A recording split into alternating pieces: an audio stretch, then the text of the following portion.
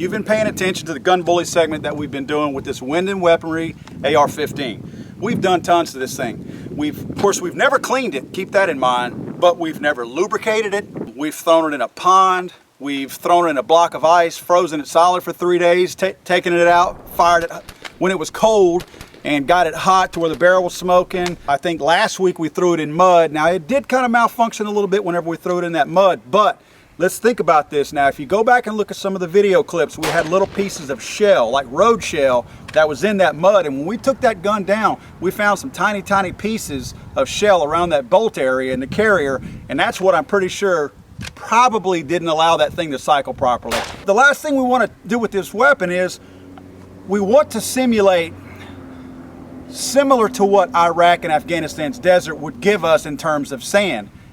The unfortunate dilemma that we have facing us is that we are in the state of Louisiana. Try finding a desert in the state of Louisiana. That's like trying to find water in the desert. Well, we're gonna, hang on a second. Let's look here. Look at this. Come over here. I think we found some. We found a desert. This is the closest you come to a desert in the state of Louisiana. Now, one thing we did is we've got the dust cover closed, just like they would in the desert, and we have our magazine in. This is how this weapon would be carried. Now, undoubtedly, this is not what our soldiers are doing in Afghanistan.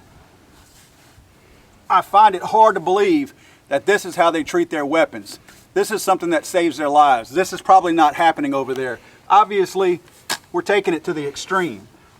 So we've got our sand here, our desert in the state of Louisiana. Let's go run this thing and see if it fires.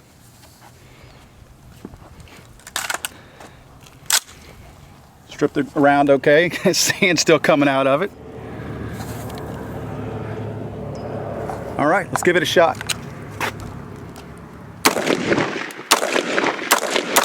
Notice you can still see the sand coming out of all kinds of cracks and crevices from this rifle as it's being fired.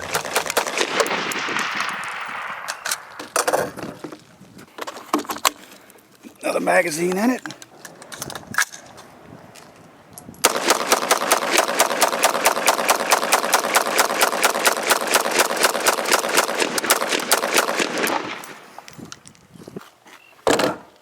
Seems to fire okay with the sand. As you can see, we're smoking this thing. We're going to try running it again. You can actually smell this barrel. But it did fire okay. And we even let one of our cameramen get some. Mr. Cole Verrett was cranking the rounds off. This Wyndham weaponry was rocking like old school heavy metal. It did not miss a beat. All right, now we got this thing going earlier. What we did was, remember we had the magazine in and we had the dust cover closed.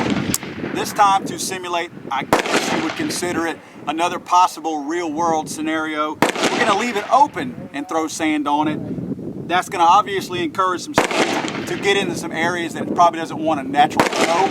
But we're gonna put some in there anyway. So.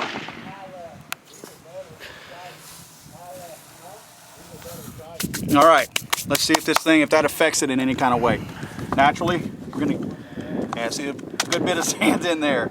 I have a feeling that that's going to cause some problems. But let's see what it does. We've already got one chambered. The gun's on safety. Let's see if it fires.